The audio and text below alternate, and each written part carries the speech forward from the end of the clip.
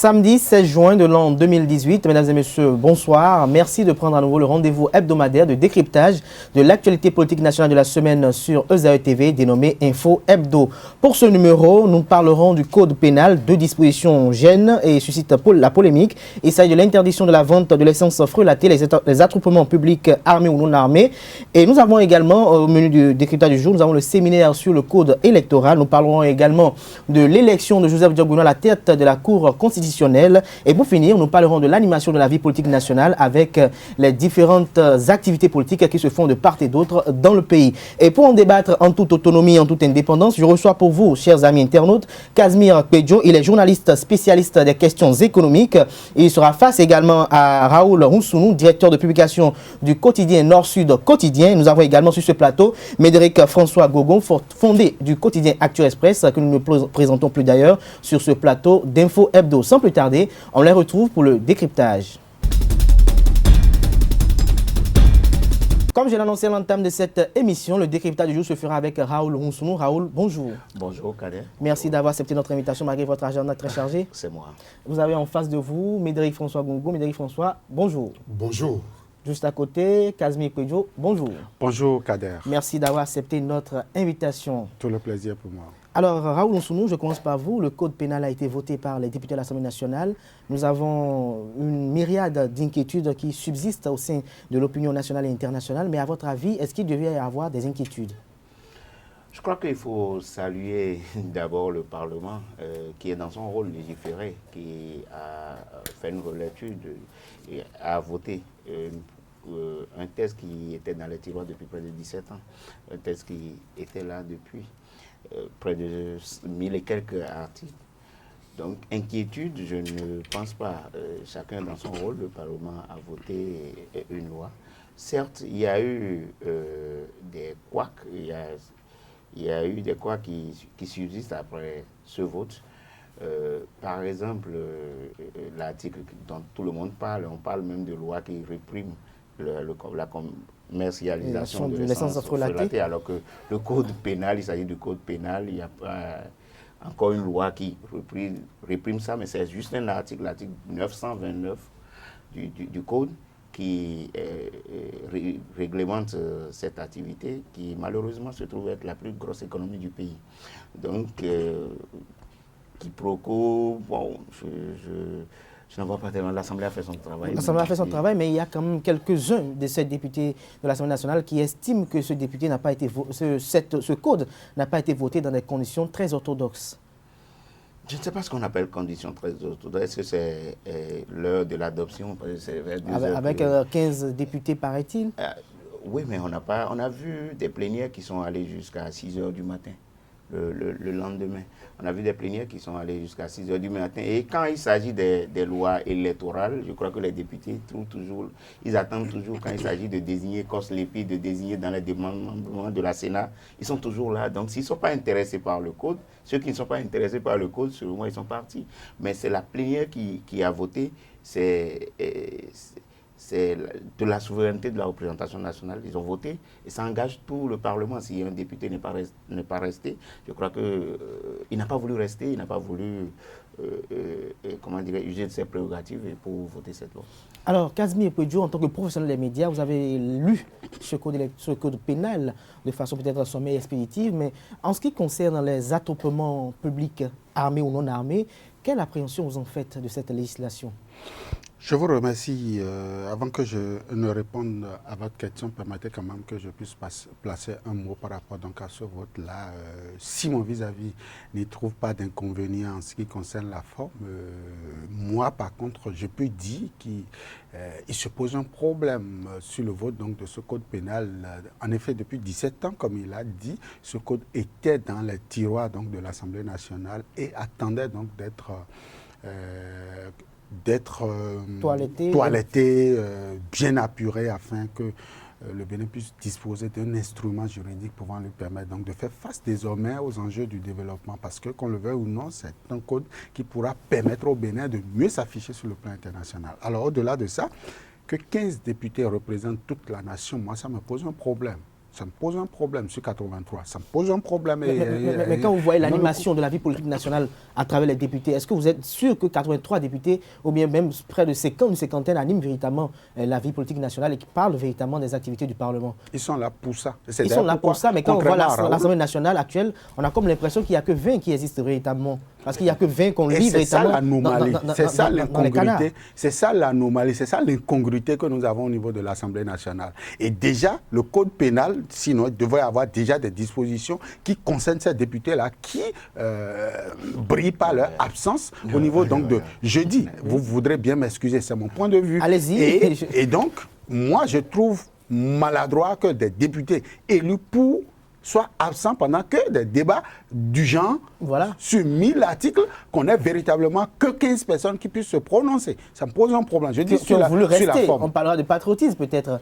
Non, il n'y a pas de patriotisme. 83 députés ont été élus pour nous apporter donc un bon résultat. Mais si 15 ont voulu rester. Et donc on a tous vu à l'ORTB, sur les médias, on a tous vu cette absence-là. Et ça ne gêne pas, puisque la loi n'a pas prévu donc dans ce sens-là. Mais moi, je dis sur la forme, ça me pose un problème. Au-delà de ça, l'article 929 dont il a parlé aussi me concerne parce qu'une activité qui s'avère aujourd'hui être le socle de l'économie ne peut pas du jour au lendemain être traitée aussi banalement. Peut-être avec le temps, nous y reviendrons plus amplement pour comprendre les méandres. Alors, quant à votre question, rappelez-moi déjà votre question. J'aimerais vous demander quelle appréhension faites-vous sur cette disposition du Code pénal qui parle des attroupements publics armés ou non armés? Oui, vous savez, c'est ce que j'étais déjà en train de dire. Le Bénin a un langage. Notre histoire, notre politique aujourd'hui est inspirée de notre culture. Nous ne sommes pas français, nous ne sommes pas belges, nous ne sommes pas allemands. Nous sommes béninois. Les attroupements, les manifestations publiques, ça fait partie de notre culture. Que ce soit sur le plan culturel, festif ou que sais-je encore. Le béninois aime l'attroupement. Il y a des us et coutumes qui se font donc dans ce cadre-là. Et aucune loi, sous prétexte que nous sommes dans une démocratie, ne serait venue bannir donc ces attroupements-là. Parce que quand vous voulez élire, quand vous voulez voter donc des lois, tenez aussi compte de l'aspect culturel du peuple. Ne tenez pas compte de l'aspect citadin, de l'aspect citadin du moins, de quelques villes, en termes donc de regroupement, en termes donc de manifestations publiques, pour légiférer sur tout ce qui se passe dans le pays. Parce que quand on parle, par exemple, des attroupements, écoutez, ce n'est pas parce que le pouvoir en place a eu quelques pépins sur quelques décrets ou quelques arrêtés qu'aujourd'hui on va légiférer pour dire désormais les manifestants. Ils l'ont fait en son temps à travers donc un décret, je crois bien, pris en Conseil des ministres, et ça a suscité l'émotion populaire, surtout au niveau d'une certaine congrégation religieuse. Et pourquoi aujourd'hui on va jusqu'à l'Assemblée nationale prendre donc une loi pour donc circonscrire ce cadre-là? Je dis, ça pose un problème. On a comme l'impression, j'ai comme l'impression, c'est mon avis, que la démocratie, le contenu même de la démocratie est en train d'être vidé et que d'ici à là, on va assister à quelque chose qui ressemble à pas totalement à la démocratie, mais bon, que voulez-vous? C'est le pouvoir. L'autocratie, c'est ce que vous voulez dire? Non, je ne veux pas le dire. Raoul veut réagir rapidement, allez-y. Je coupe Médéric parce que c'est ça qui veut intervenir. Je voudrais dire, d'abord, nous sommes dans une république et ce qui nous régit d'abord, c'est le respect des lois qu'on a. Quand il parlait, je veux revenir sur la forme du vote au Parlement et quand il parlait de 15 personnes, vous n'êtes pas sans savoir 15 députés. 15 députés, de mémoire de journalistes accrédités au Parlement. Je peux vous dire que quand on vote au Parlement, il y a les procurations qui sont prises en compte. Et quand la plénière est lancée, je crois que la plénière n'a pas été lancée avec ce nombre de députés. Quand la plénière est lancée, tant que le président ne finit, ne suspend pas ou ne clôture pas, je crois que c'est en cours. Si un député se lève, c'est en ça qu'il faut, je pense que vous devez condamner les absents qui brillent, qui fragilisent peut-être le processus par leur absentéisme. Si les députés partent de la plénière, je crois que c'est eux, ceux qui sont partis, les absents que vous devez plus condamner. Mais quand vous parlez de la forme, le règlement intérieur de l'Assemblée existe et l'Assemblée a cette prérogative de voter les lois. L'Assemblée dispose quand les procurations sont prises en compte, elles sont exploitées. Ce n'est pas une première fois, il y a même eu des votes très sensibles où on a utilisé les procurations. Donc, quand vous dites que 15 personnes ont voté une loi, 15 députés, je pense que c'est un peu... C'est trop simpliste et c'est pas bien, c'est un peu malséant que de le dire ainsi. Que de le dire ainsi. Et quand vous parlez aussi, pour revenir sur l'essence Bayor, c'est malheureux un peu qu'un commerce de l'informel soit la plus grosse économie. Je dis la plus grosse économie, mais pas le socle de l'économie. Vous disiez tantôt le socle de l'économie, mais je ne suis pas trop d'accord avec. Je ne suis pas trop d'accord avec. Je reviens. Non, mais il y a une nuance. Il y a une nuance dans les détails. Je vais vous rentrer dans les détails. Il y a Médéric qui est facile de moi, j'aurais réagir. bien souhaité qu'on focalise des débats sur ces sujets qui sont de l'ordre économique et social que de parler de talons tombés dans les escaliers ou bien Yaya giflé. Moi, je pense que c'est des sujets qui nous concernent et on doit pouvoir s'attarder sur ça. C'est ça, effectivement. Médéric François Gongo, Code pénal en République du Bénin, votre analyse? Vous savez, lorsqu'une loi est votée, c'est forcément pour faire avancer le processus démocratique et pour permettre au peuple de jouir pleinement de ses droits. Bien entendu que ce peuple doit faire face à ses devoirs. Nous avons eu le code pénal qui a été voté. A priori, on ne peut pas dire que les députés ont mal fait, ils sont dans leur rôle. Mais lorsque nous avons une grande confusion entre les projets de loi et les propositions de loi, où on a comme l'impression, ensemble avec l'ancien président de la Cour constitutionnelle, que l'Assemblée a une caisse de résonance et qu'elle voterait de manière, à la limite, robotique des propositions qui sont envoyées ou bien des suggestions transformées en projet de loi ou vice-versa. On a des craintes. Des craintes par rapport au premier sujet, notamment aborder l'essence, où l'on voit dans tout le pays, on est en train de construire des stations d'essence. On ne sait pas quelles sont les études qui ont été faites par rapport à un pays qui a près de 800 km avec le Nigeria, où la porosité ne peut jamais être arrêtée, où l'on ne peut pas installer des militaires à tout coin de rue ou à tous les niveaux au niveau de la frontière. On a des craintes que l'on ne veuille, supprimer l'activité d'essence relatée, qui est une activité illégale, mais qui est une activité qui est rentrée dans les habitudes et qui est une activité qui constitue quand même un pas important de l'économie informelle et de l'économie nationale. Ce sujet est évacué. Il y a des intentions. Ce produit qui est un produit hautement stratégique et économique dans un univers où l'on construit à tout vent des stations d'essence dans lesquelles auraient des actions des proches du clan au pouvoir, pourrait nous amener à penser qu'on veut déshabiller Paul, informel, pour habiller Pierre, qu'on aurait formalisé. Le deuxième sujet, les attroupements. Vous savez, ce gouvernement brille ou a brillé jusque-là par le mépris de la haute juridiction, par le refus de respecter ses injonctions et ses décisions. On me parlerait de l'affrontement entre le constitutionnel et l'exécutif. J'aimerais bien croire que cela prendrait une fin avec la main basse sur le constitutionnel, mais je reste convaincu que lorsque nous avons un gouvernement qui méprise la haute juridiction, devant laquelle le chef de l'État a pourtant prêté serment et a juré de subir la rigueur de la loi, au risque où il se mettrait en travers du respect des lois, donc de la structure garante de la Constitution et donc des lois, le chef de l'État donc en position de parjure. Je le dis, j'insiste et je persiste pour le dire que ce gouvernement nous amène à craindre. Quant aux restrictions de liberté, nous l'avions constaté, où les étudiants voulaient manifester, on le leur a empêché, où tout est mis en branle pour museler la presse, où tout est mis en branle pour arrêter les hommes, les députés, avant que de trouver des preuves pour tenter d'effleurer le boulevard de leur culpabilité.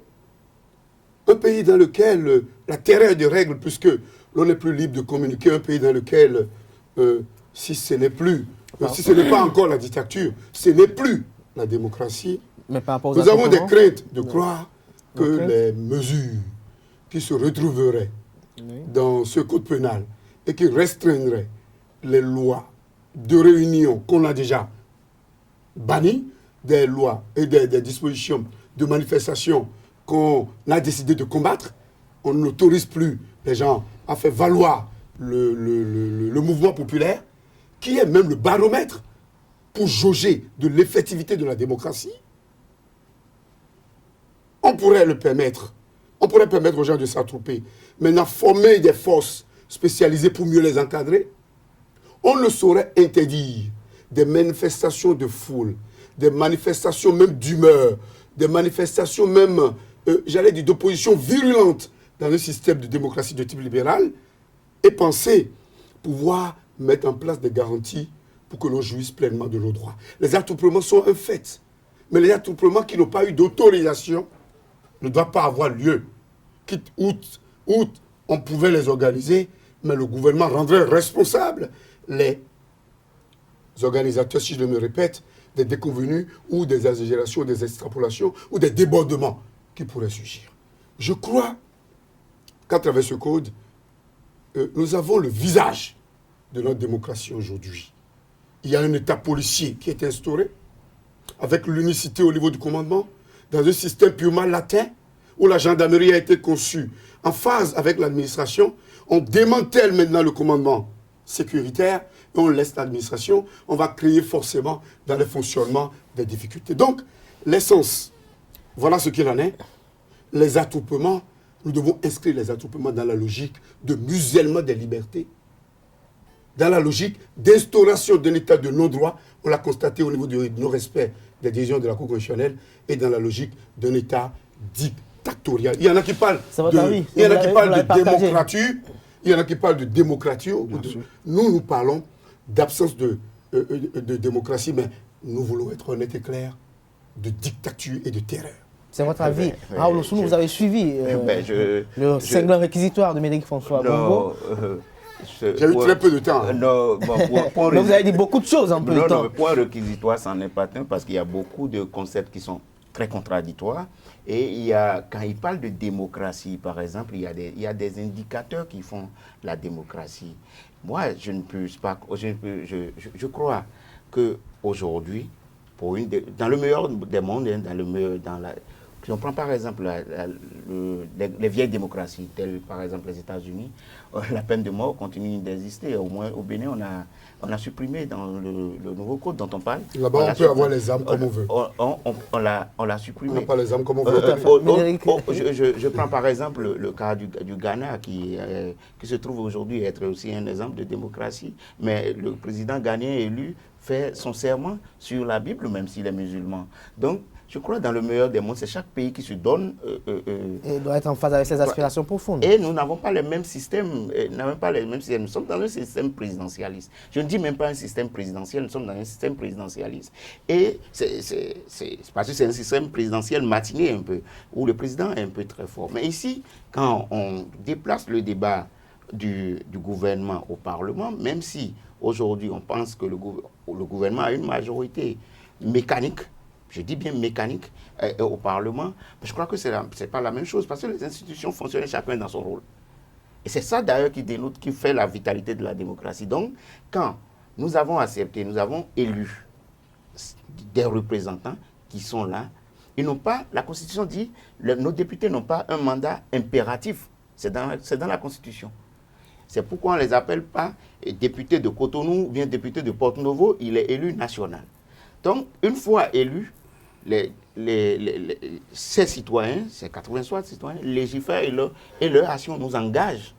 Donc, si vous n'êtes pas d'accord avec ce qui se fait aujourd'hui, je crois que vous avez le temps, aux prochaines élections législatives, de sanctionner. Mais pour le moment, pour la démocratie que nous souhaitons, quand les institutions qui sont là légifèrent, et c'est de leur prérogative de le faire, je pense qu'il faut le respecter.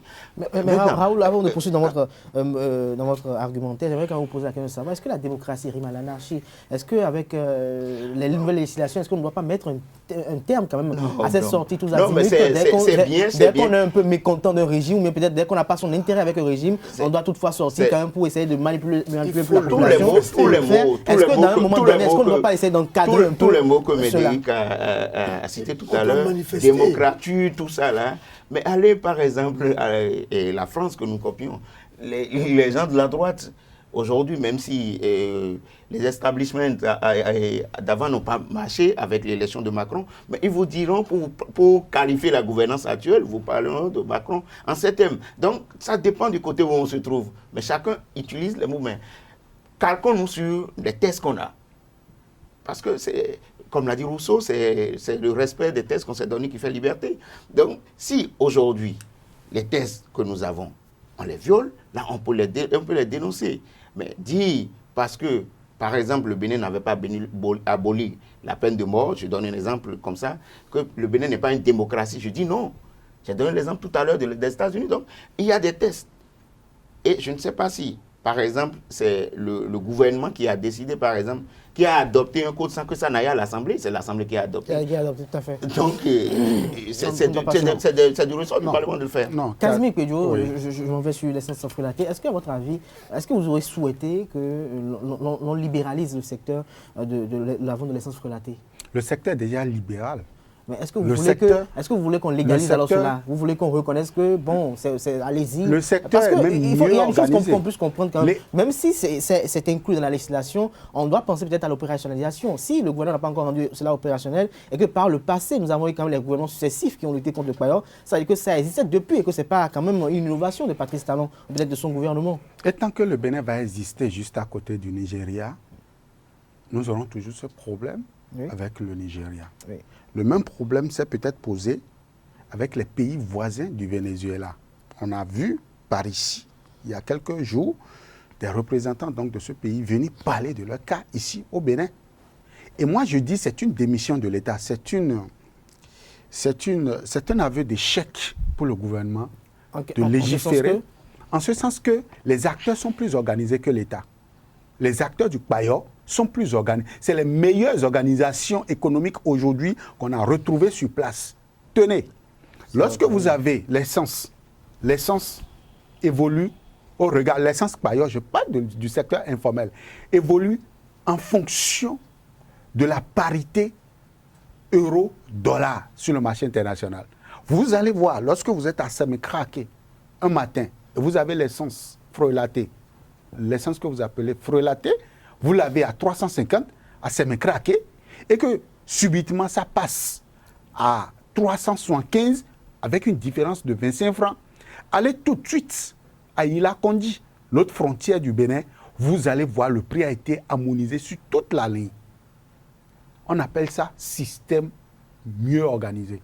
Les acteurs se connaissent et il y a de la hiérarchie, il y a de l'ordre dans ce secteur-là. Il revient à l'État de trouver une place dans cette forme d'organisation et de pouvoir percevoir les taxes, l'impôt et autres tasses que l'État va fixer à cette structure d'organisation. Nous avons appris aux heures chaudes même du général Mathieu Kérékou que le président appelait les organisateurs et leur faisait part des difficultés au trésor.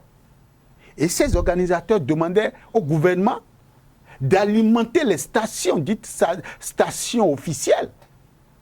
Et en son temps, ils fermaient leur robinet pour permettre à l'État de pouvoir engranger quelques CFA, quelques devises pour pouvoir faire face à ces difficultés. C'est pour vous dire que cette forme d'organisation existait avant la rupture et continuera d'exister après la rupture.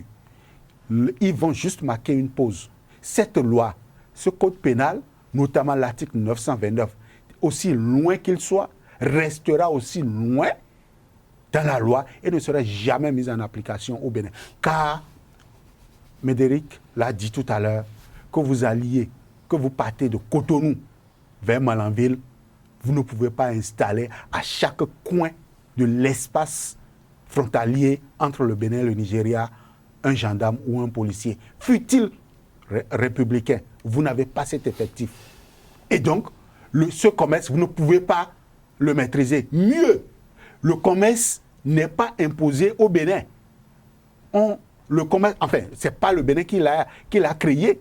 Le commerce nous est venu directement du Nigeria. Il y a des moyens dans le système qui se nourrissent de ce système-là. Il faut comprendre, il faut inviter Patrice Talon et les siens Il faut inviter les députés, s'il vous plaît. Vous permettez? Il faut inviter les députés à organiser des séances de réflexion, des analyses, faire de l'investigation pour comprendre comment est-ce que ce système fonctionne. Et il faut que ceux dont je viens d'appeler écoutent les cadres de l'économie, les cadres du ministère de l'économie et des finances, car ils ont déjà rédigé des fiches dans ce sens.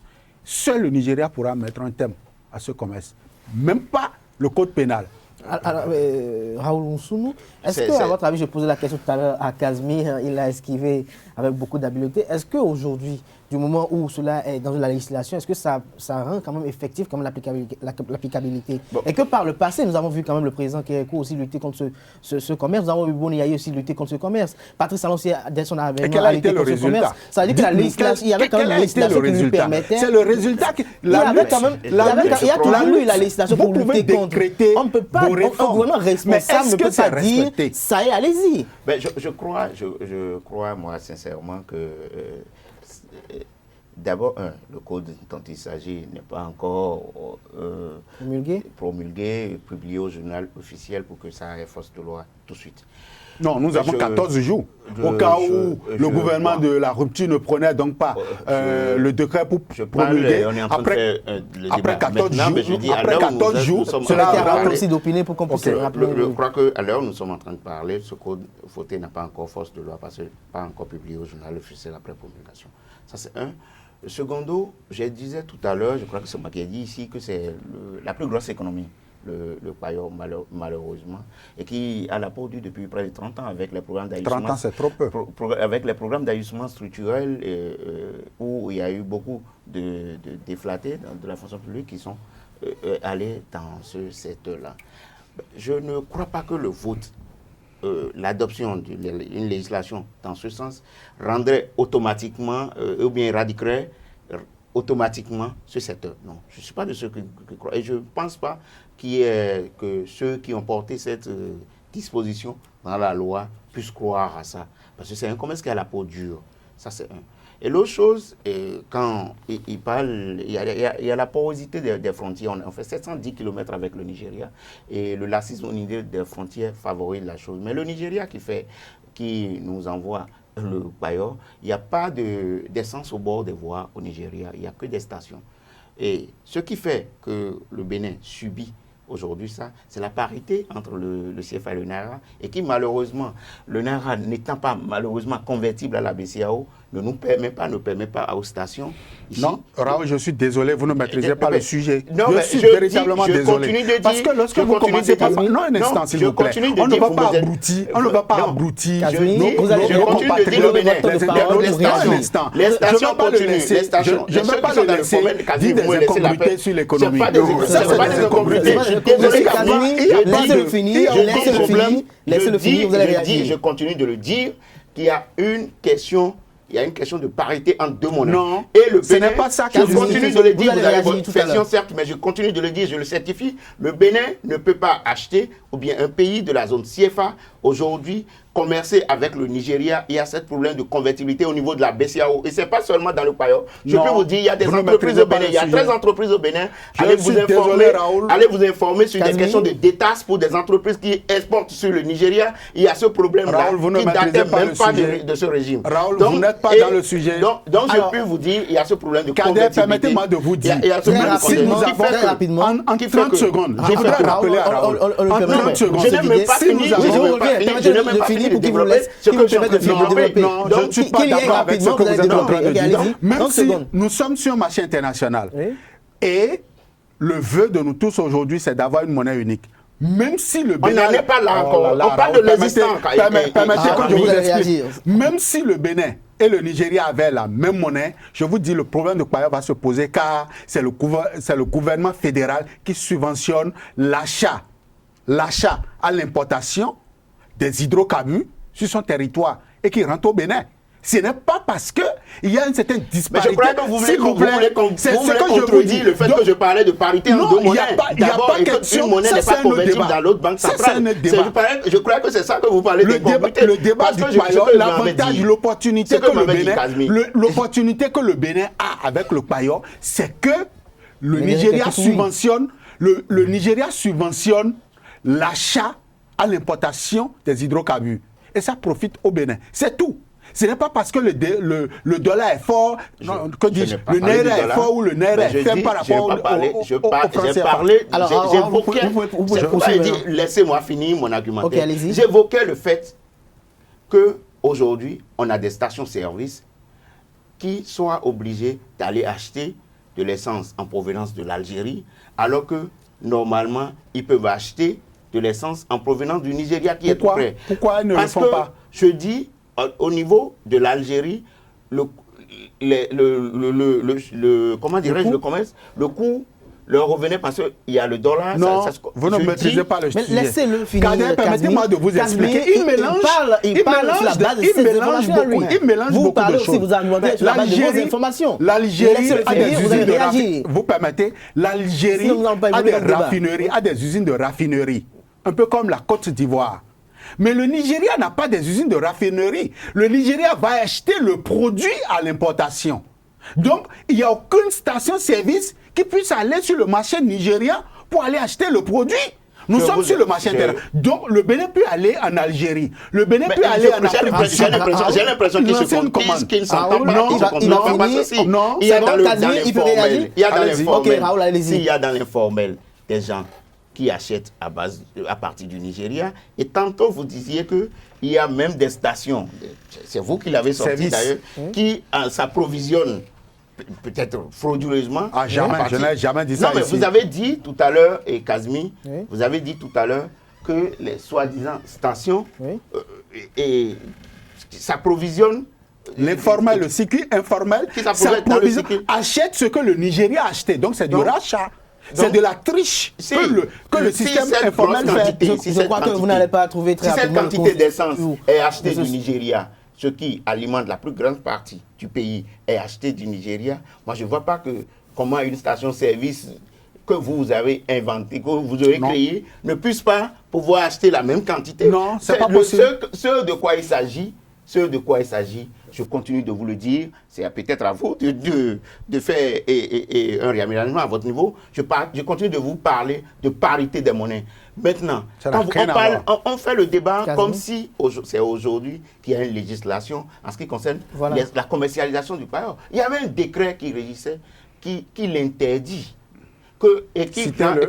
qui dit que l'essence sera commercialisé dans des stations. On l'a appliqué à des grossistes, je ne sais pas si vous étiez au tribunal, il y a eu des grossistes qui ont eu des problèmes, je ne vais pas citer de nom ici, et qui sont retrouvés en taule. On les a appliqués, des tests futiles, des décrets, on les a appliqués ça. Donc, ce n'est pas aujourd'hui. Allez lire les accords d'établissement, par exemple, de la Sonacop, ou bien de la Sonacop. Allez les lire, qui est la structure public en la matière. Allez les accords d'établissement. C'est comme si aujourd'hui, dans d'autres secteurs, on continue de faire les jeux de hasard alors qu'on donne l'exclusivité à la RNB. Ne mélangez pas les choses, Raoul. Je dis, allez lire les accords d'établissement. Il y a des décrets qui interdisaient le commerce. Alors, depuis, c'est pas ce test-là. Peut-être aujourd'hui, il y a une loi, mais il y avait des décrets à lire. Nous allons permettre à Médéric de clore ce premier sujet. Je crois que les spécialistes en économie ont eu le temps de discuter autour du concept, à économie informelle, fluctuation des monnaies, parité ou pas. Je pense que le débat va se poursuivre. Et c'est un bon débat. Moi, je ne crois pas que vous n'avez pas fait preuve d'une utilité publique. Mais par rapport au débat qui nous concerne, et pour avoir été très, très associé à la gestion du CONAMIP, qui était une structure mise sur pied en ce moment pour lutter contre les produits pétroliers frelatés, nous rappelions qu'il était question des mini-stations. Nous rappelions qu'il était question d'imposition au niveau du secteur, qui était le code douanier interdit, on ne peut pas imposer un produit qui n'est pas du circuit formel. Il était question. Nous avions dit que la probabilité avait été évoquée. Nous étions avec les ministres Moudjaïdou, M. Alagbe est là, il peut bien en parler. Et des pistes avaient été ouvertes pour que l'informel, sans pour autant être formalisé, puisse être contrôlé, parce que c'était devenu une économie déterminante Bien sûr. du tissu économique national, je pense que c'était des solutions intermédiaires. Laisser ces solutions intermédiaires, laisser tous les travaux qui ont été effectués dans ce domaine, les documents existent, des témoins sont là, vivants, et passer directement à l'interdiction au niveau de cet article, je crois, 929, pour moi, cacherait d'autres aspects que tous les aspects que vous évoquez. C'est vrai que l'État a l'obligation de garantir la sécurité pour tout le monde et que lorsque nous voyons des Béninois brûlés vifs du fait des conditions malsaines de conservation, de transport, d'entreposage du produit ou des produits pétroliers, nous avons des raisons de croire que l'État est dans ses prérogatives de vouloir garantir la sécurité pour les uns et les autres. C'est également vrai que si aujourd'hui il y a un événement au Nigeria et que l'essence frelatée ne parvient pas sur le territoire national comme cela devrait être, du simple au double, on achète l'essence et cela a des effets induits sur les transports et donc sur l'économie. C'est comme ça qu'il faut aborder le sujet. Et lorsque l'on constate qu'il y a des conséquences fâcheuses sur l'économie nationale, sur le consommateur final qui est obligé de débloquer plus d'argent pour vivre quotidiennement selon que la disponibilité existe au Nigeria ou pas, nous pensons que le gouvernement béninois doit, avec circonspection, prendre ce problème à bras-le-corps et trouver des solutions qui excluent systématiquement aujourd'hui la mise sur le pavé d'1 million de Béninois et donc des risques d'insécurité et donc des risques de désarticulation du tissu social. Il faut aller vers des solutions intermédiaires qui avaient été expérimentées, qui avaient connu quelques problèmes et qu'on peut améliorer. Vous savez, il y a des pays dans lesquels l'on légalise la fraude. Lorsqu'il y avait le protectionnisme aux États-Unis, il y avait des produits qui étaient prohibés, mais dont la commercialisation était organisée dans des circuits parallèles parce que c'était des produits qui apportaient de la manne considérable à l'économie. On parle de loi, on parle de respect de loi, soit. Mais de quelle loi parle-t-on? Est-ce qu'on doit respecter les lois lorsqu'il s'agit des gens qui sont avec soi? Parce que moi, je veux rester dans le vif du sujet. Aujourd'hui, on parle de lutte contre la corruption. Je fais une digression positive pour vous dire que c'est de l'enfumage. Et qu'on ne vote les lois pour aller contre des personnes que lorsque ceux-là ne chantent pas les louanges d'un régime de prédateurs et de sanctions. C'est votre avis. L'on ne vote évidemment que nous nous assumons. Et des avis sont pour prendre date dans l'histoire. Et on ne peut jamais apprécier de manière de valeur, quitte à ce qu'on reste en superficie pour apprécier de fait ou pour émettre des jugements de préférence. On ne peut jamais apprécier des analyses dans le temps aujourd'hui est certifié que d'attendre qu'il y ait des événements futurs qui nous permettent d'avoir des éléments de comparaison. Et c'est notre rôle. Nous sommes des historiens du présent. Nous ne sommes pas là pour défendre X ou Y. Et je pense que les gens nous suivent. Ce que nous avions dit en 2015 et que nous avions répété tout le temps, il y en a qui nous voient qui disent comment vous connaissiez cela, comment vous connaissiez le sujet. C'est de cela qu'il est question. Et c'est ça qui fait la joie du journaliste. Le journaliste, forcément, du haut de mes 23 ans, ne doit pas chercher à avoir raison. Même s'il doit être un journaliste d'opinion à des moments donnés. Parce que quoi qu'on dise, nous sommes des citoyens. Ceci étant, deux points. Très rapidement. Au niveau de l'essence, il faut y aller avec tact, minutie. Ce qui manque sérieusement à ce gouvernement qui agit avant de réfléchir. Tous les actes posés par ce gouvernement. On veut réviser la Constitution. On n'a pas quantifié la minorité de blocage. On a échoué. On veut aller vers le système partisan qu'on doit revoir. On ne peut pas avoir ce système partisan à cette étape. On veut aller vers les PPP, mais bien avant que la loi qui avait été bloquée par la Cour constitutionnelle soit mise en application. On n'a procédé pas des PPP énormissimes. On n'a procédé pas des gré à gré dans des contrats de l'État devait tourner. Dans des contrats de BOT. Qui continue. Je vous en prie, on donne des garanties. On donne des garanties. Je vais parler notamment. Je veux parler à ce niveau. Le débat est à ce niveau. Et on doit faire de législation. J'ai parlé de digression positive. C'est aussi une figure de raisonnement. Je sais très bien. Et même, donc, je vous dis, dans ce contrat de station, c'est autre chose. Oui. Nous allons y revenir. On parle d'OFMAS, à qui on a donné la garantie souveraine, qui a peiné à lever quelques milliards seulement. À qui on donne 20 milliards. Vous donnez le BOT, la garantie républicaine souveraine, aux gens pour aller chercher. Et des fois, vous leur donnez l'argent. L'aéroport de Glodjibé, qu'est-ce qui cause le blocage?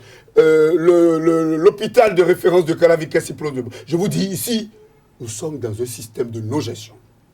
C'est votre avis, vous le partagez. Notez l'émission sera... L'émission, je vous en prie, vous m'avez dit de conclure, je dirais un mot, surtout que je n'ai pas eu suffisamment de temps de parler. Ah bon? Surtout que je n'ai pas suffisamment de temps de parler. J'en finirai sur ce sujet. J'en finirai sur ce sujet lorsque je vous dirai tout simplement que tout comme ce sujet, ce sont des lois votées taillées sur mesure, pour permettre le pillage systématique, le siphonnage et la prédation de nos ressources, pour mettre, par rapport à l'essence, on veut faire fonctionner les stations. Et c'est clair, on ne peut pas investir tant d'argent, on ne sait même pas là où ils ont trouvé l'argent. Quelles sont les études qu'ils ont faites? Pourquoi vous voulez savoir? Donc, on doit le savoir, parce que l'on a voté maintenant une loi pour, dit-on, contre le blanchiment et l'enrichissement illicite.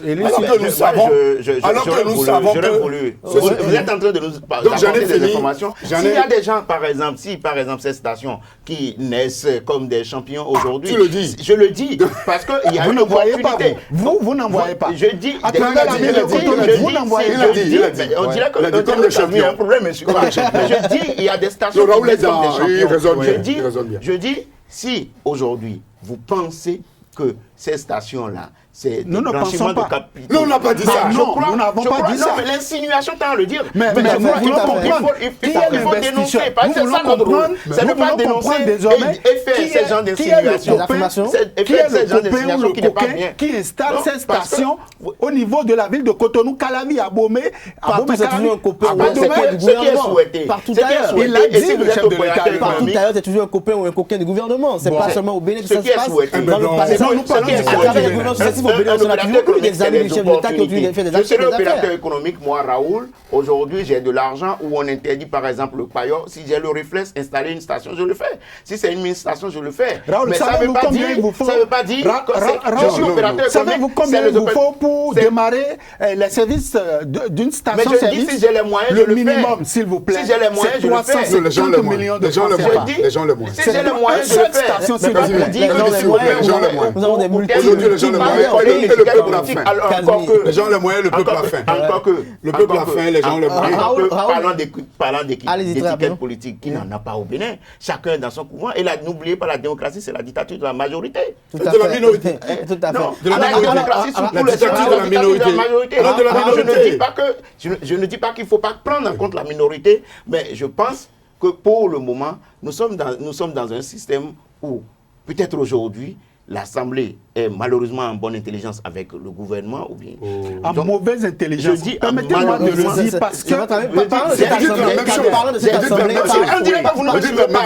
De différentes manières. On dirait que vous ne me suivez pas. Je dis malheureusement, nous chose. sommes dans un système où l'Assemblée est en bonne intelligence avec le gouvernement, mais il ne faut pas croire, il ne faut pas ôter à cette institution que l'Assemblée, ses prérogatives. Pour le moment, on verse le débat sur le gouvernement, alors que c'est l'Assemblée qui a voté. Non,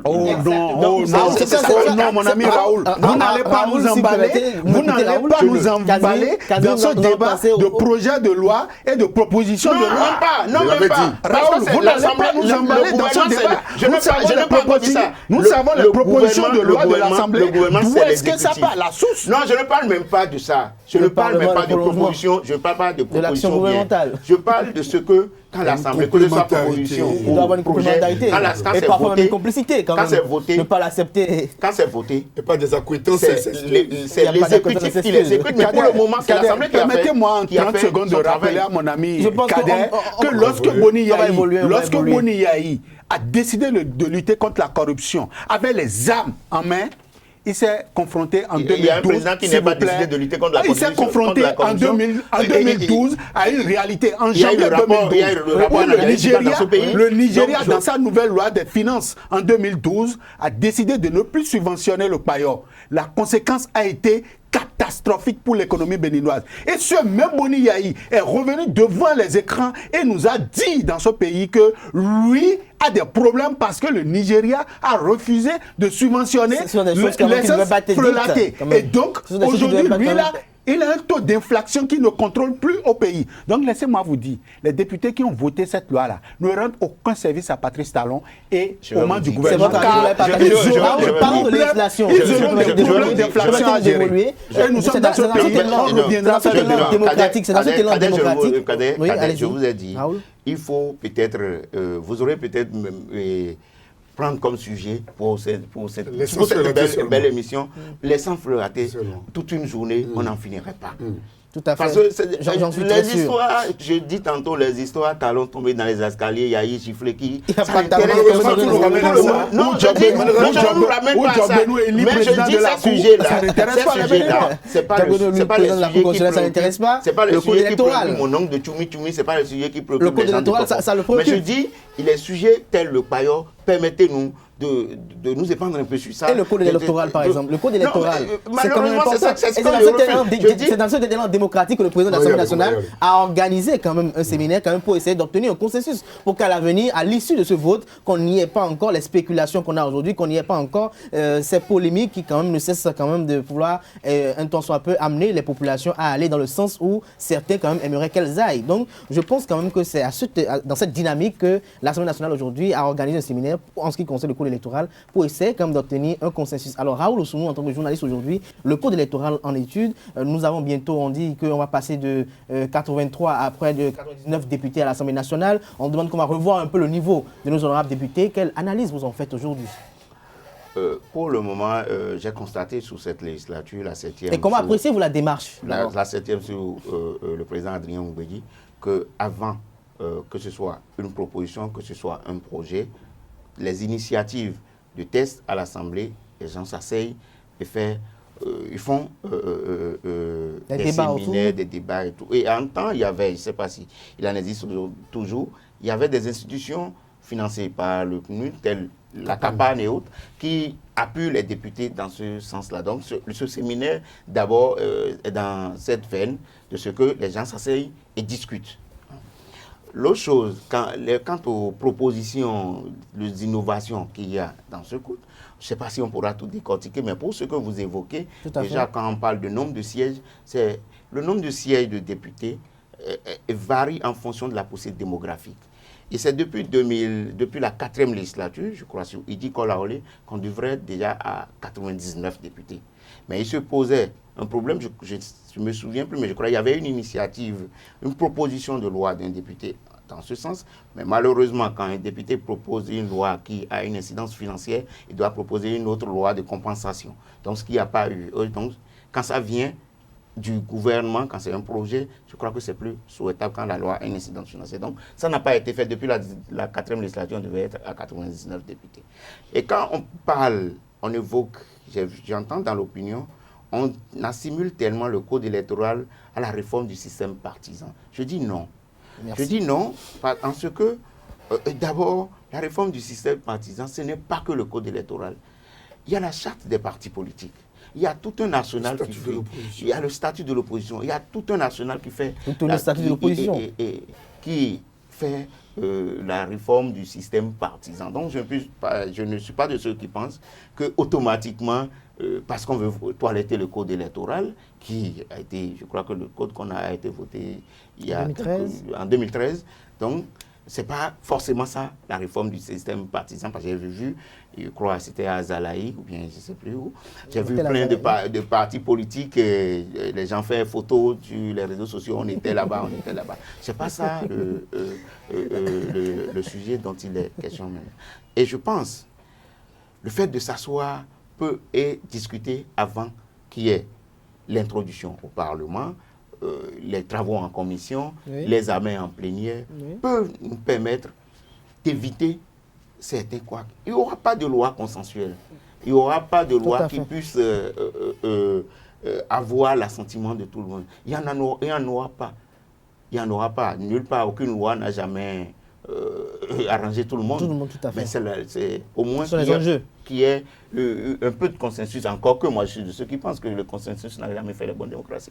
Alors, Médéric François Gongo, avant de revenir à Casimir pour cette fois-ci, est-ce qu'à votre avis, est-ce qu'il est quand même urgent de pouvoir revoir le nombre ou l'effectif de notre Assemblée nationale quand on sait que quand on parle de la vie de cette institution, il n'y a que quand même à peine une trentaine qu'on sent véritablement très actifs sur le terrain, sur le vote des lois et qui arrivent quand même à expliquer ce qu'ils votent. Est-ce qu'il est quand même opportun aujourd'hui que de 83 on passe à 99 ou même plus alors qu'on sait que cela se passe? Et en ce qui concerne également cette disposition qui prévoit de revoir le niveau quand même le niveau intellectuel du député de l'Assemblée nationale aujourd'hui. Bon, on ne va pas limiter la refonte du code électoral qui survient à chaque veille d'une élection. Il y a forcément une retouche à faire. On ne va pas limiter ça tout simplement à l'augmentation du nombre au niveau du Parlement qui devrait avoir lieu si l'on respecte le ratio députés-électeurs qui a augmenté. Quand vous prenez une zone comme Calavi, avec le nombre de députés qu'on a aujourd'hui, cela ne répond pas à l'évolution démographique de la région. Je pense que on l'a bel et bien tout à l'heure. Ce débat, même 99, nous supposons que c'est peu pour être en phase, quand on sait également que dans des zones où nous avons 9000 électeurs qui arrivent à donner un député, notamment par exemple à Banikwara 1 ou 2, au niveau de Calavi et région, nous avons des députés comme Aditi Roulé qui, avec 64 000 voix, n'arrive qu'à avoir un seul siège. Donc si le repus de députés, au-delà des circonscriptions électorales, parce qu'il y en a qui, sur la superficie, sont plus denses, mais par rapport à la démographie, n'ont pas tellement d'importance. Les spécialistes arrivent à faire la conjonction j'allais dire, une certaine combinaison pour nous sortir des députés qui respectent le ratio population-députés. Dans le cas de figure, le code électoral inclut également beaucoup d'autres aspects par rapport aux critères à remplir pour être candidat, où on dit qu'il faille rester au pays durant 1 an d'abord. Ça nous renvoie à cette affaire de 2006 où la Cour constitutionnelle avait été prise presque en otage pour qu'on permette à Boniaï d'être candidat par rapport au séjour continu. Bref, il y a beaucoup d'aspects du code électoral qui nous amènent à penser qu'on veut déjà jouer, qu'on veut déjà prendre part aux élections avant que les élections n'aient véritablement lieu. Évidemment, c'est toujours le cas. La lutte électorale au Bénin commence déjà au niveau de la confection des lois. Bien entendu, après la mise en place des structures, aujourd'hui, nous avons le COSLEPI. Le combat pour le COSLEPI a été mené. La Sénat est là, évidemment que dans les jours à venir, difficilement l'on donnera les moyens à la Sénat ou l'on pourrait être amené à accélérer la procédure pour permettre à la Sénat d'avoir les moyens selon que cette élection soit contrôlée par le gouvernement ou pas. Déjà qu'au niveau de la Cour constitutionnelle, qui doit être en charge de la proclamation des résultats de la gestion du contentieux, nous sommes sûrs d'avoir nos gars qui sont là, les gars du pouvoir, bien sûr. Je crois que le code électoral, en certains aspects, comme je l'ai dit tout à l'heure, donne l'impression qu'on veut changer beaucoup de règles du jeu au cours du jeu, et contrairement à la réglementation en cours. Et si le président de l'Assemblée nationale en arrive à parler d'une vulgarisation, d'une popularisation, d'une appropriation, moi je soupçonne que le président de l'Assemblée nationale veut jouer sur le temps. Certainement, il y a des difficultés au niveau des relations qu'il entretient avec l'exécutif ou le chef de l'exécutif, veut mettre le temps à profit pour que la révision du code électoral entre dans la période de 6 mois avant les élections, ce qui empêche toute retouche, ou que comme certains tests de l'UOMOA ou de la CEDEAO le disent, qu'on ne peut pas réviser la loi électorale dans l'année électorale. Et si l'on sait que l'année électorale, dans ce cas de figure, n'est pas 2019, mais mars 2018 à mars 2019. La CEDEAO, c'est 6 mois. La CEDEAO, c'est 6 mois. C'est 6 mois. Donc je reviens à mon idée. Je soupçonne une mauvaise évolution des relations entre le chef du Parlement et le chef de l'exécutif. Vous soupçonnez. Qui pouvait amener le chef de législative à faire rentrer le sujet dans le folklore à faire maintenir le statu quo, ne serait-ce que par rapport aux critères pour être candidat. Je pense que vous suivez mon regard. Et si tel est le cas, je nous vois dans la réelle politique et je vois une reconfiguration du paysage politique qu'on constatera à la veille de la confection des listes électorales. J'en aurais fini sur ce niveau, mais je crois que le code électoral en l'état n'est qu'une petite partie du système partisan de la réforme du système partisan sur cette réforme, nous devons y revenir parce que, en l'état actuel, rares sont les populations de Cotonou qui connaissent leurs députés. Parce qu'on a un système de liste. Même si on ne doit pas aller à l'uninominal, il faut trouver le juste milieu.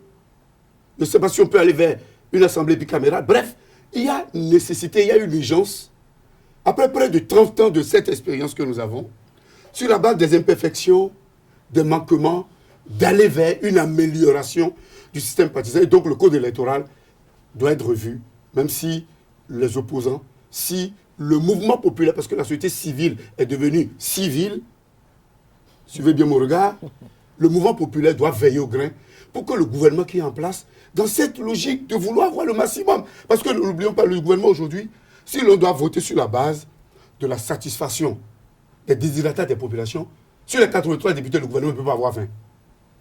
Et ils en sont conscients. Donc le gouvernement est décidé... C'est votre avis? Le gouvernement est décidé aujourd'hui à prendre pas les raccourcis.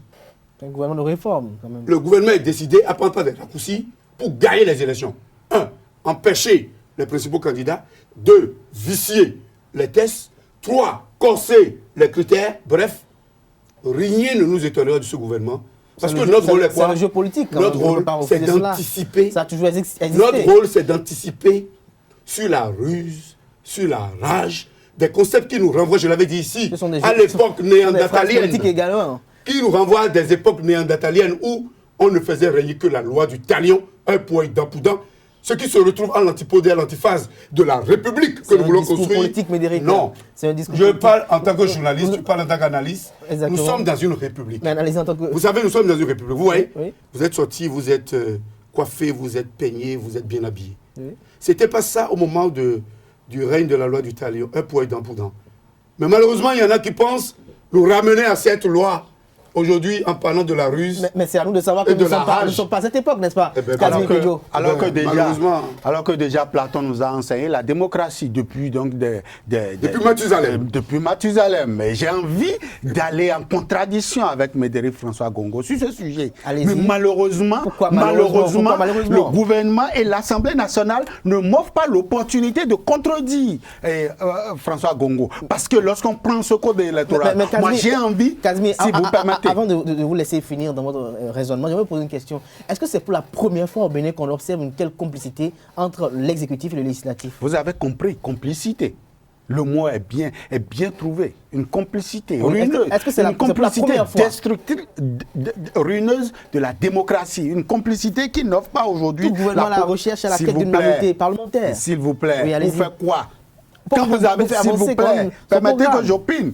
Quand vous avez obtenu l'onction du peuple à 65%, et vous êtes celui-là aujourd'hui qui coiffe tout. De quoi avez-vous besoin à l'Assemblée nationale encore? Nous avons besoin s'il vous plaît. Lorsque vous envoyez un code électoral à l'Assemblée nationale et que vous privilégiez les députés alors qu'au même moment, nous avons l'autre élection, s'il vous plaît, les élections communales et municipales aujourd'hui. Mais on a envie également de transformer Godomé en commune. Godomé aujourd'hui, c'est la commune, c'est l'arrondissement le plus grand en termes donc de démographie, qui même dame le pion à la grande commune d'Abomey-Calavi. Pourquoi le code n'a pas aussi prévu? Ça viendra après. Non, s'il vous plaît, monsieur le journaliste. Nous ne sommes pas ici. Nous ne pouvons pas le faire. S'il vous plaît. Je crois que ce n'est pas dans le code que ça se S'il vous plaît. Le code, ce n'est pas pour régler tout. Ce que vous dites, ce n'est pas dans le code. Il y a une loi. Il faut faire comprendre à Casimir que ça viendra. On va avancer progressivement. C'est une urgence. C'est une urgence aussi. Puisque vous avez décidé de gonfler l'effectif des députés sans pouvoir nous dire l'incidence sur l'économie, puisque vous l'avez décidé. Décidez aussi d'élargir la gamme des communes. décider de saucissonner également la plus grande commune en espace qu'est Tchaourou aujourd'hui. C'est de ça qu'il s'agit, s'il vous plaît. Parce que lorsqu'il y a accident à Tchaourou, l'ambulance quitte Parakou pour aller défendre, pour aller chercher les corps encore en vie à Tchaourou, s'il vous plaît. C'est de ça qu'il s'agit. La décentralisation se veut le pouvoir central plus proche de la population. Que les députés légifèrent, s'il vous plaît. Nous sommes ici dans un débat public.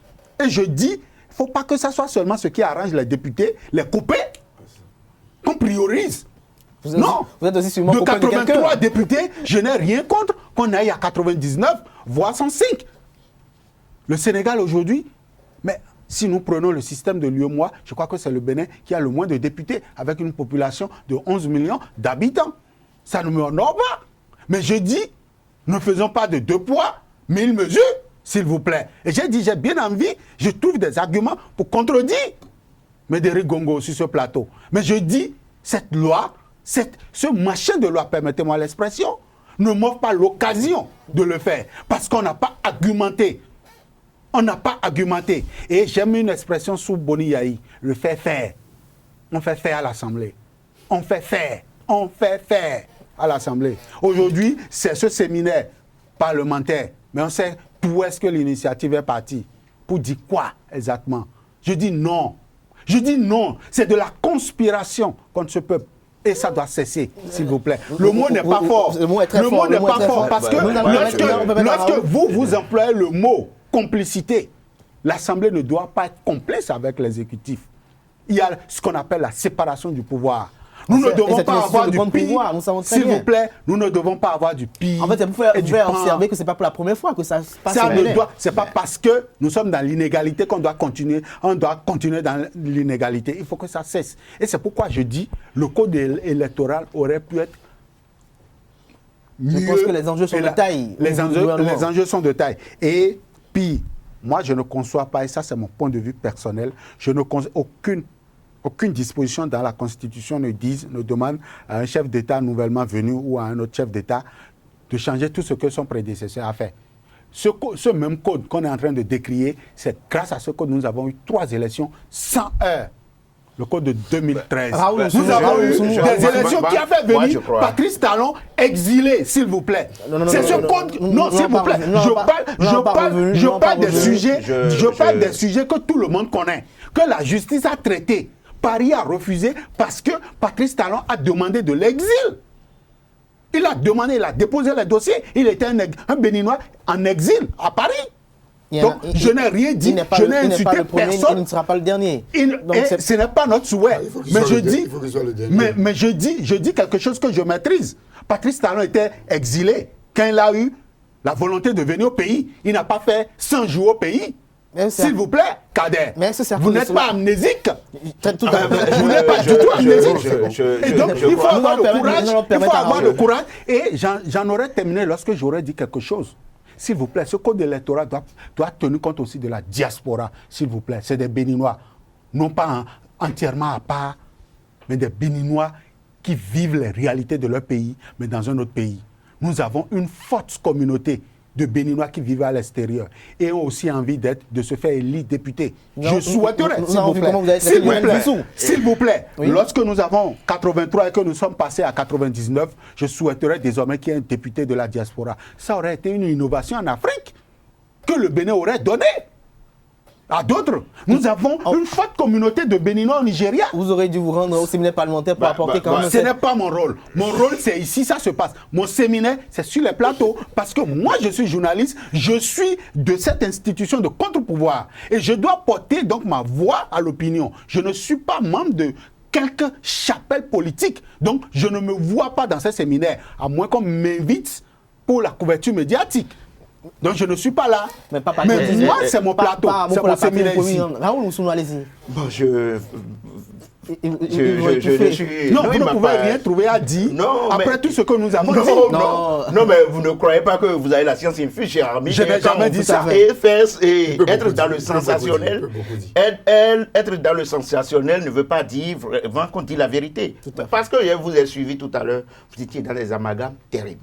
Quand vous mélangez, par exemple, les lois qui régissent, par exemple, A avec les lois qui régissent B, j'estime que vous ne connaissez pas. Quelle est la loi A? Vous êtes dans des amalgames. Mais je veux dire, réagir. il y avait quand le spectacle ou bien le scénario qui a amené, par exemple, Charles Toko au maire de Parakou à cet produit, je crois que tout le monde l'avait ressenti comme un choc, parce qu'il y avait un article 419, je crois, de ce code dont on parle, qui dit que le maire est choisi dans la majorité. Mais il y a les tests, il y a l'esprit des tests, et je me sais que c'est après les séries de destitutions dans nos mairies que le législateur a mis cette disposition pour éviter. Mais quand ça s'est passé à Parakou aujourd'hui, la Cour suprême, ils sont allés à la Cour suprême, et la Cour suprême a conforté le maire, a donné raison au maire, parce que la majorité, ensemble, se serait reconstruite. Quand ça s'est passé à Parakou, et je crois à Ouida, il y a eu la même chose. Je crois que l'exemple a été repris dans d'autres communes. Et vous n'êtes pas sans savoir, il y a des séries de destitutions aujourd'hui. Et de là, beaucoup ont pensé que, par exemple, si on prend, je donne cet exemple-là pour dire, si on prend cette disposition du code de l'article 419, qui parlait de majorité dans le conseil communal, rien que ça, d'autres ont estimé que ce code adopté en 2013, il faut clairement dire la majorité de départ. Il faut le mentionner maintenant. Donc ça... C'est de ça qu'il s'agit dans le nouveau... Je donne un exemple, cher ami, je donne un exemple, et apprenez à écouter les gens. Donc je dis, ça nous permet de dire, il faut toiletter ce test-là. Quand on parle de résidence continue d'un an, en 2006, il y a une loi, il y a une disposition de la Cour, quand on l'avait mis pour empêcher un citoyen, pas un citoyen, ou bien certains citoyens, ils ne puissent pas croire que c'est seulement pour Boni Yahi qui serait frappé. Il y a d'autres citoyens sûrement qui en 2006 avaient l'envie d'aller aux élections. La Cour l'a cassé. Je crois, la Cour l'a cassé en son temps. Donc, si il y a cette décision de la Cour, c'est vrai qu'il y a les revirements jurisprudentiels, mais il y a cette décision de la Cour qui ferait jurisprudence. Maintenant, le Bénin, contrairement à une démocratie peu sûre à côté, le vote de la diaspora pour les élections présidentielles, par exemple, le Bénin le fait. Je serais encore heureux parce qu'au regard de la contribution de la diaspora, vous n'êtes pas sans savoir que la diaspora africaine investit beaucoup dans l'économie africaine que même ceux qui sont sur le terrain. Donc je serais heureux quand, par exemple, qu'on fasse voter les gens de la diaspora pour les élections. Mais quitte à le demander, déjà quand les gens déplorent l'absentéisme, et tout à l'heure vous avez parlé de 15 députés qui ont voté de loi ici, je ne sais pas si le député de la diaspora élu viendrait s'asseoir, il deviendrait... il va résider au Bénin pour pouvoir intervenir dans le débat, pour ne pas tomber dans les panneaux que vous décriez tout à l'heure, être là, participer aux travaux et tout. Et ça, c'est encore une autre paire de manches à débattre.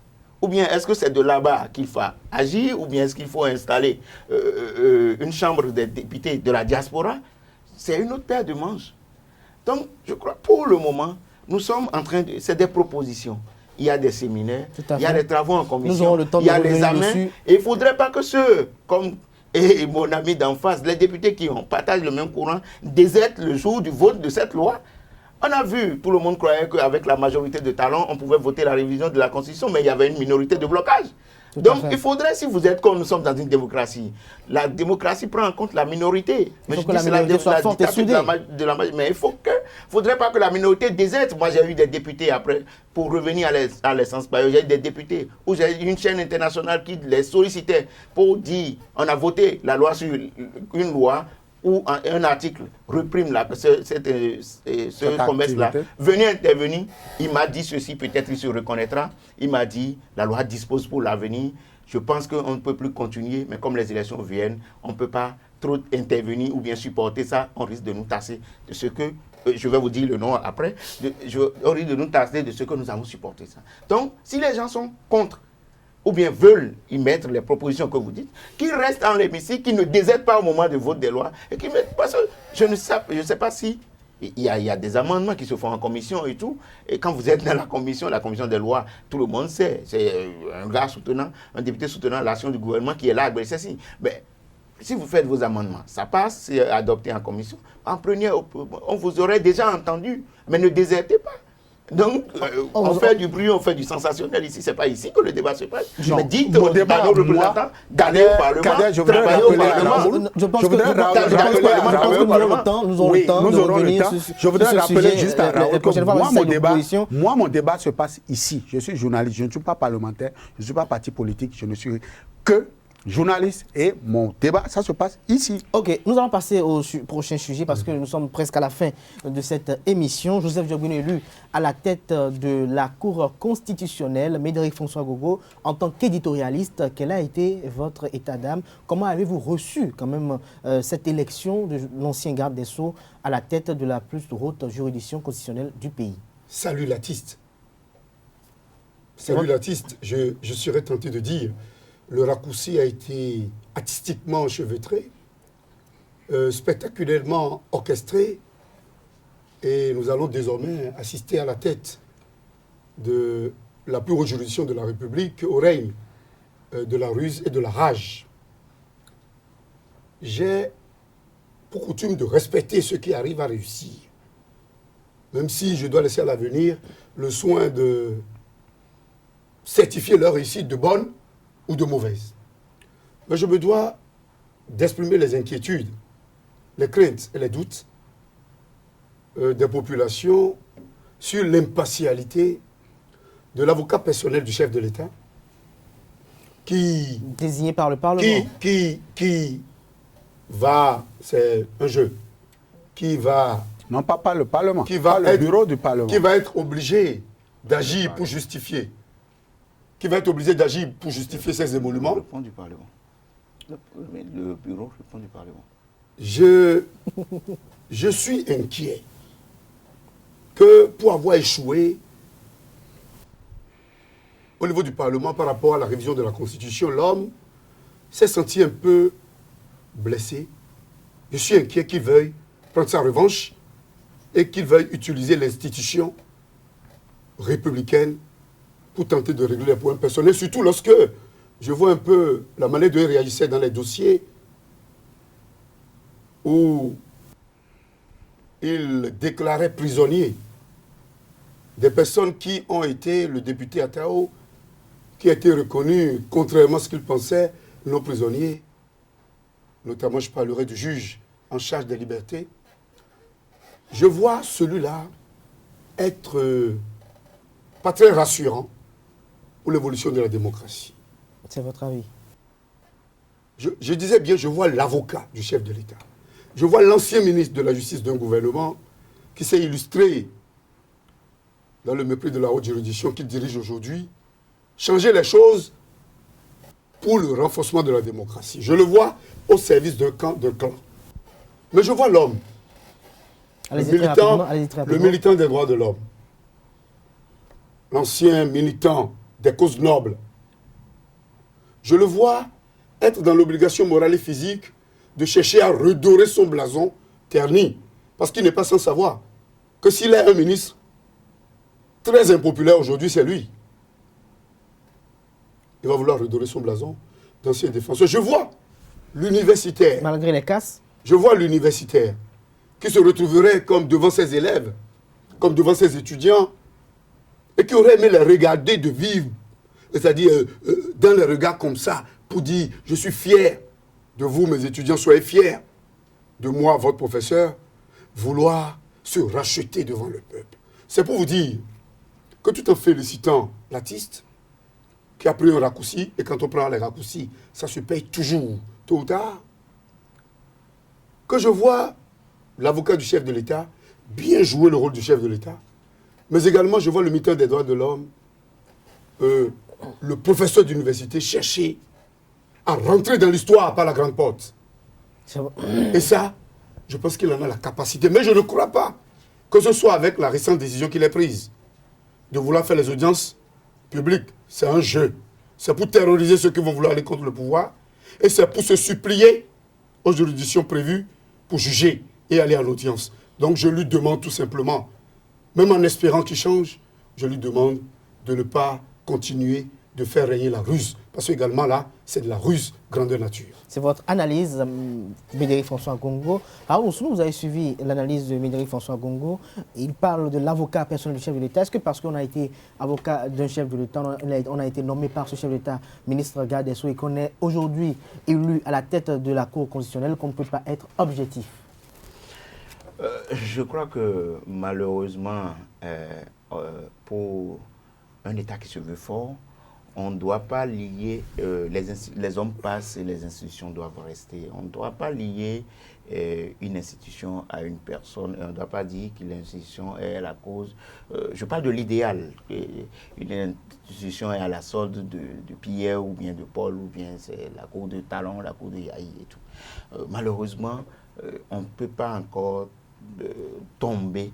Je ne souhaite pas qu'on tombe à ce niveau. Mais je pense qu'on n'a pas pu ici, on n'a pas pu démentir la rumeur, parce que vous n'êtes pas sans savoir que depuis, à l'avènement de ce régime, quelques mois déjà, le bruit a commencé par courir. Djogbenou, c'est la Cour constitutionnelle. Donc on n'a pas pu démentir la rumeur. Djogbenou est désigné par le Parlement, comme ce fut le cas de Concession Awensou en 1999, et après élu président de la Cour. Mais il faut faire remarquer ici qu'il faut qu'on est à la Cour, tu me désignes, et après je ne te reconnais pas. Je ne veux pas emprunter l'expression qu'il a utilisée, le devoir d'ingratitude. Mais Raoul, avant de vous laisser poursuivre, vous avez parlé des rumeurs. Mais je vais vous poser une question de savoir, est-ce qu'aujourd'hui, avec le régime en place, vous n'avez pas constaté que les rumeurs sont lancées dans l'opinion, peut-être pour préparer psychologiquement les populations? Parce qu'à part le cas de Djogbenou, il y a eu beaucoup de rumeurs aussi qui ont été lancées dans l'opinion, et qu'à la finalité, on a vu quand même que cette rumeur était quand même des informations vraies et vérifiées. Je ne sais pas si c'est seulement avec ce régime, mais il faut remarquer avec la dynamique communicationnelle où on a les réseaux sociaux aujourd'hui. Et aujourd'hui, vous n'êtes pas sans savoir, nous journalistes, on a même les réseaux sociaux, ont même l'information en éclair avant que ça ne vienne à la rédaction et être traité pour le lendemain. Donc peut-être c'est l'évolution des choses, la dynamique communicationnelle dans laquelle nous sommes obligés d'être, peut-être qui fait ces genres de rumeurs. Des informations intentionnelles. Qui fait ces genres de rumeurs. Mais je ne veux pas dire forcément que c'est jeté dans l'opinion pour préparer l'opinion et après, comment dirais-je, faire fonctionner le plan. Mais je veux revenir à la Cour constitutionnelle pour dire que le président de la Cour est élu entre ses pairs. Et vous n'êtes pas sans savoir, les décisions des 7 sages sont aussi objet de vote entre eux. On a déjà vu, on a eu pour cette cour, l'une des cours qui a eu plus de difficultés, la cour qui vient de finir, la cour Robert Dossou. On a vu, par exemple, Simplice Dato. Théodore Olo. Et la cour Théodore Olo, pardon. On a vu Simplice Dato désigné par Boni Yahi, mais qui a démissionné, une démission qui a fait plus d'éclat, et une démission au moment où la Cour était à la croisée des chemins, une démission qui arrange le pouvoir actuel. Donc c'est dire qu'au fil des temps, celui qu'on estime être proche de Inks aujourd'hui peut aller contre.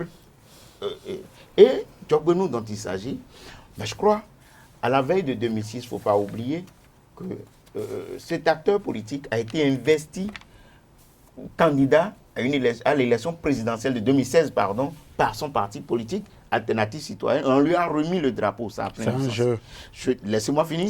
On lui a remis le drapeau, ça a plein de sens. Je veux dire par là. Non, c'est un je jeu. veux dire par là. Il ne faut pas nous embrouiller encore avec le passé. Laissez-moi finir. Le malheur avec vous, c'est que vous ne laissez même pas. C'est même pas vous le malheur. Pas écouter vos adversaires. Vous faites semblant de répondre aux questions, mais vous nous embrouillez. Laissez-moi chuter. Vous allez voir peut-être si c'est ce que vous croyez que je dis. Nous sommes à la fin. Ok, Raoul, allez-y très rapidement. Mais je veux dire, ce que je m'en vais dire, c'est que je veux croire que celui-là, à qui on a remis les couleurs nationales pour être candidat à une élection, a le sens de l'État et saura qu'il a une image à défendre. C'est ce que veut dire Kazmi. Donc, je ne veux pas faire un procès d'intention à X ou à Y, et je crois qu'il a encore l'avenir devant lui. Et il a des intentions. En 2016, si son parti l'avait investi, c'est qu'il avait réellement des intentions d'être président de la République.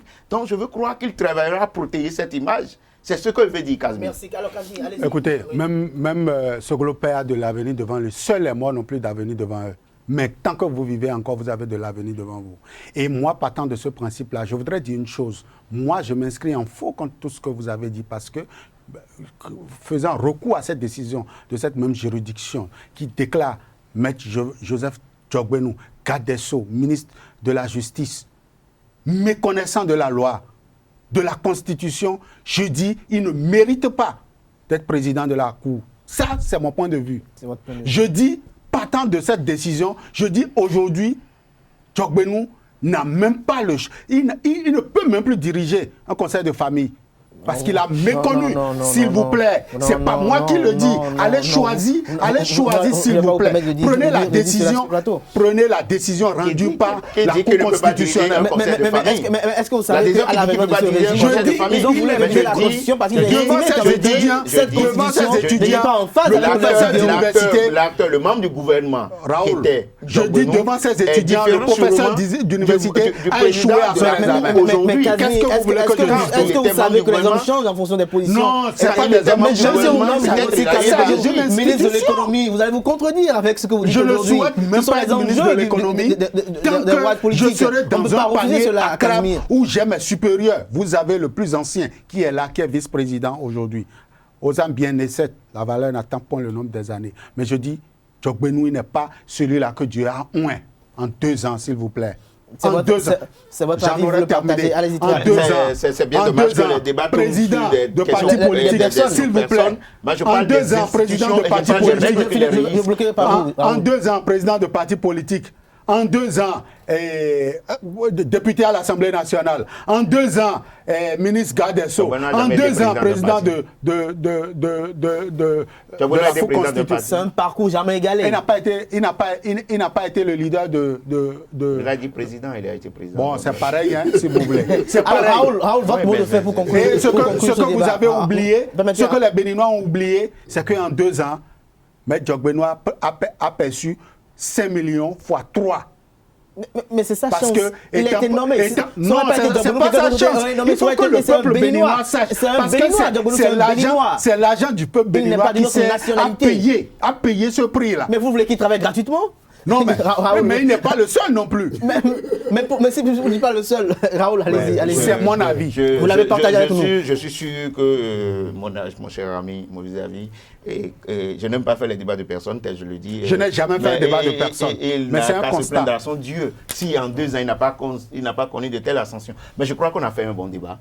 Je crois qu'on a fait un bon débat. Et moi, j'aurais surtout aimé que prochainement, ici, qu'on nous épargne des sujets purement politiciens et qu'on débatte. Le débat sur le PAYOP tout à l'heure, moi je l'ai fortement vous l'avez vraiment apprécié. Et moi j'aurais même souhaité que ce soit uniquement ça. Je crois que on salue Esaïe pour l'initiative. Mais Jacques Sargos, très rapidement, oui, un tout petit mot. L'homme est un être de circonstances. J'aimerais croire que l'éminent professeur Joseph Djogbenou arriverait à nous démontrer qui peut se départir de cette tunique de défenseur en d'un du chef de l'État pour nous montrer qu'il est le garant qu'il était de la démocratie lorsqu'il luttait déjà sur les bancs au niveau du campus et plus tard au niveau de la société civile.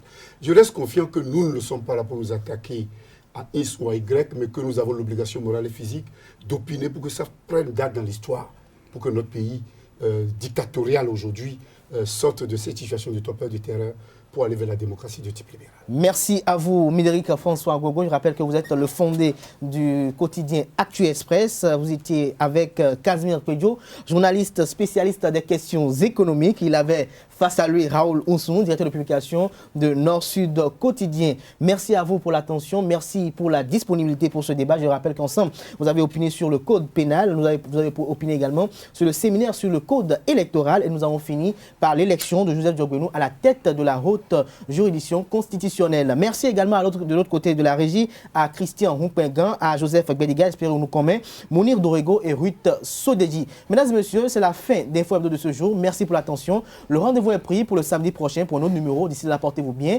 et passez un agréable week-end en compagnie de nos programmes sur les www.ezaetv.com. Bonsoir.